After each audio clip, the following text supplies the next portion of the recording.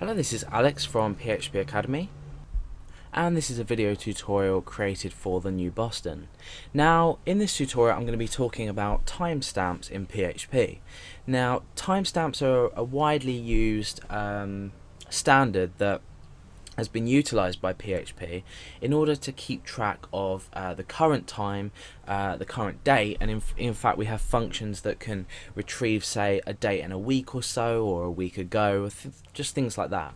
Now, a timestamp is a numerical value of the amount of seconds, so it's an integer value, of the amount of seconds from the 1st of January 1970. So for an example, let's just echo out time. We're going to echo out time, and this is a function that returns the current Unix timestamp. So let's come into our page here and refresh, and we can see that we're given a large integer value.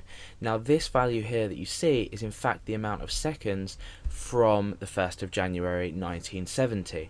Now if you watch carefully, at the end here we've got 75. Let's refresh the page and see what changes. And you can see it's changed to 90.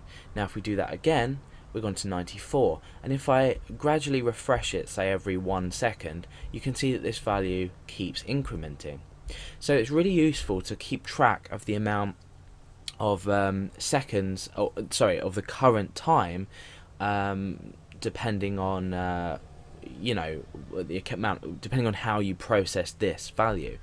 At the moment, if I was to say I uploaded a file, or I processed a comment, or I just did anything on a web page that would require me, or the functionality would be there to tell me when I did it. For example, let's say I did post a comment. I might want to create my website to show when the comment was posted. Now if you were showing your users this value, they wouldn't really make much sense of it. I could say, for example, or we echo the current time is, and then I append the time onto the end of that. If I refresh, this is really it's not user friendly at all, because what we're doing is we are showing the time in terms of from a certain date within seconds, but we're not actually displaying it in a human readable form.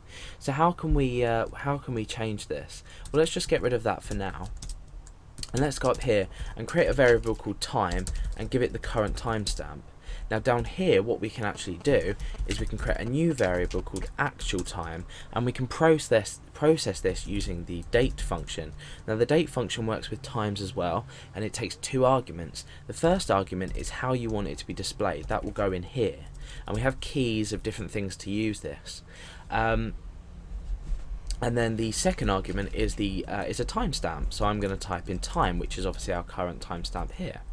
So I'm using this date function to process our timestamp and show it correctly. So obviously after this, we're going to show the actual date, so we can append that on there. Now at the moment nothing is going to happen. If we refresh, you can see that it's blank, because we've taken the timestamp but we haven't actually processed it in a way. Now the most common way would be to do H, a small I, and a capital S. This is just the way I always do it. I prefer. Now this is the hours, this is the minute, and this is the seconds. So we can put a colon in between each one. Let's refresh, and you can see that what's happened. Oh no, what's happened?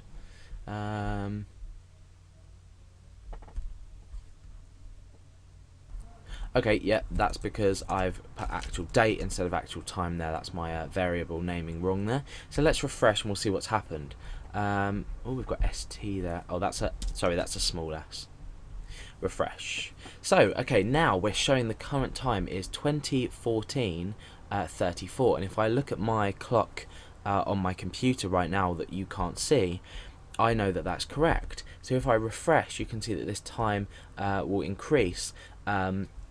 And as we come into the 50s, we see this time start to increase and go up. And then instead of just showing the normal boring seconds that we were showing before in the timestamp, you can see this changes according to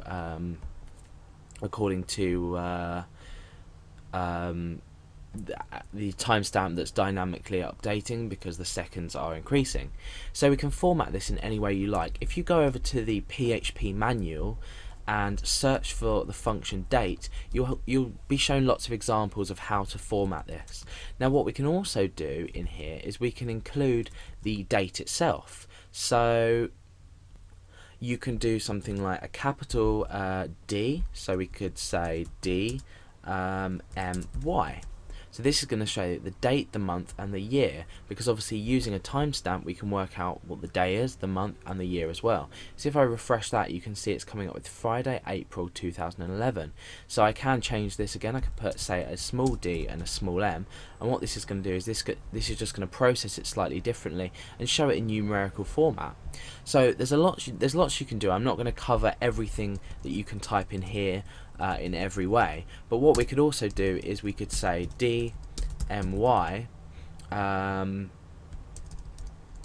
we'll just change this to make sure it makes sense, time, or the date time, and then I could say at HIS. The colons in here are just for display purposes. So this now reads the current date time is Friday, April 2011 at 8:16 and 31 seconds. So by doing this, I have taken a timestamp which originally we let's just kill the page there. Originally we found hard to understand because it's just an amount of seconds. However, PHP has some really useful functionality in order for us to turn this into a readable date. So that's basically what a timestamp is. That's how you use it in PHP. And like I said, if you go over to the PHP manual and search for the date function, you'll have a lot more options there that you can format the date and time in.